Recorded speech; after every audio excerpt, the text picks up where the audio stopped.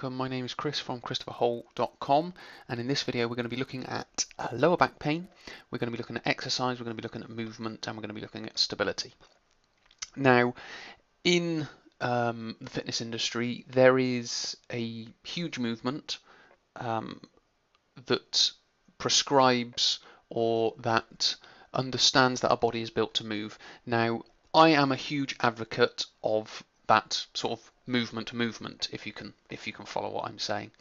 I do believe our body is built to move, but I also believe that our body is meant to move in a certain way at specific different joints, and I'll sort of describe what I mean as we go through. So first of all, I'd just like to say I'm a huge advocate of our body is built to move, natural movement, basic fundamental movements, squatting, lifting, bending, carrying, pushing, pulling, all those different types of movement I'm a huge advocate of. Now, when talking about lower back pain, I also understand that our spine needs stability, our spine needs control. Now, to introduce you to the spine, we have the coccyx, the sacrum, the lumbar, the thoracic, and the cervical. Now, these different areas of the spine are, or their purpose is different things. They have a different purpose. So we've got the cervical, which is there to sort of support the head, and also we've got the atlas and the axis on the top. Now these are the two vertebrae that pivot up on top of each other to rotate the head. So the purpose of the cervical spine is sort of partly to sit the head on top of it, but it's also to move the head and rotate the head. So that's kind of the purpose of the cervical part of the spine. The purpose of the thoracic part of the spine is sort of the more gross movement, so it's to move the torso.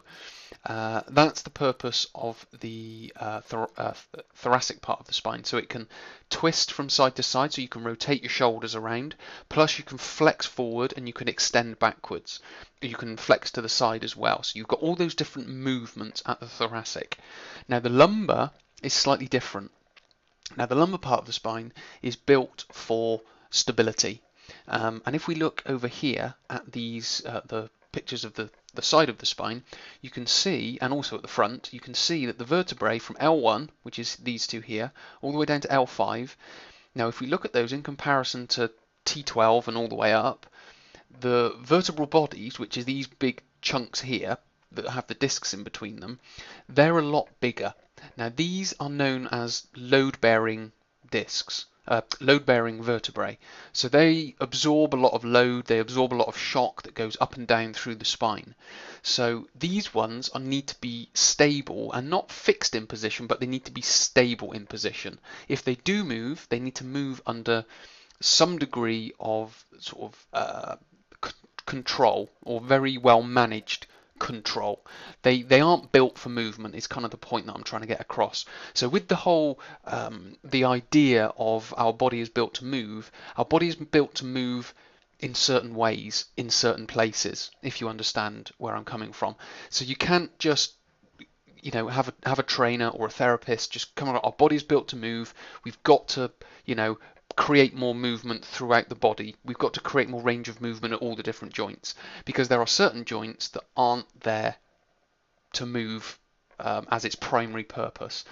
The lumbar part of the spine, the primary purpose is to remain stable, neutral, and to be able to absorb loads and shocks that go up and down through the spine. So talking about lower back pain now, if we aren't in control of our spine, it's going to come out of this neutral posture, which is the natural curves here. So you've got all these different natural curves that go up through the spine. Now, this is the position of the spine where it's at its strongest. When we move from that position, it becomes, to some degree, it becomes weaker. So what we have to do is we have to get strong in this neutral posture, and this is where exercise for low back pain comes. We get strong in that posture. When we are strong in this neutral posture, it allows us to become stronger when we come out of neutral, if you can follow that. We become more tolerant, and we are able to tolerate different loads when we come out of the neutral posture.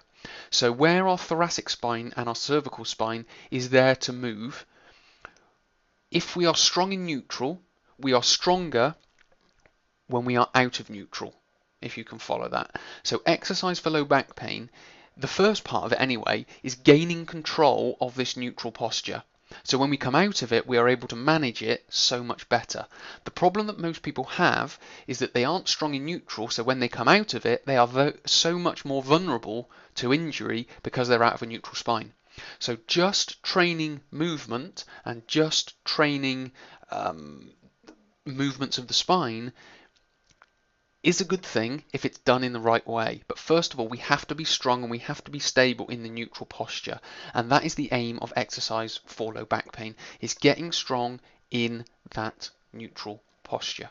Okay, which then allows us to come out of the neutral posture and move and have the thoracic spine mobility and the cervical spine mobility, so on and so forth. So I hope this has been helpful. I hope you're able to understand what I've been saying. So when you go into exercise or use exercise to help your low back pain, remember, get strong in neutral first, then mobilize the spine second. Okay, thanks for listening. My name is Chris from ChristopherHole.com. I will speak to you in another video.